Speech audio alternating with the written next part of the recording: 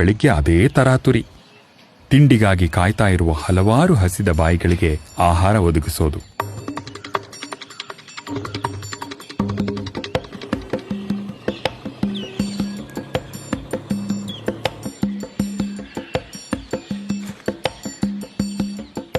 ಕೆಟ್ಟ ಹವಾಮಾನ, ಭೂಕಂಪ, ದಂಗೆ ಏನೇ ಇರಲಿ, ಪ್ರಾಣಿಗಳಿಗೆ ಆಹಾರ ಅಂತೂ ತಲುಪಿಸಲೇಬೇಕು.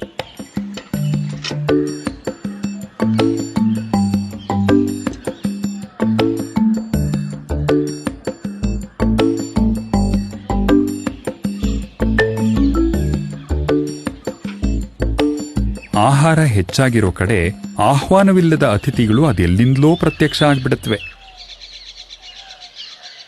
ಅನೇಕ ಸ್ವತಂತ್ರ ಜೀವಿಗಳು ಬಂದು ನಮ್ಮ ಪ್ರಾಣಿಗಳಿಗೆ ಹರಡಿರೋ ಔತಣದಲ್ಲಿ ಪಾಲ್ಗೊಳ್ಳುತ್ತವೆ. ಇವುಗಳಿಂದ ನಮ್ಮ ಮೃಗಾಲಯಕ್ಕೆ ಮತ್ತಷ್ಟು ಬಣ್ಣ,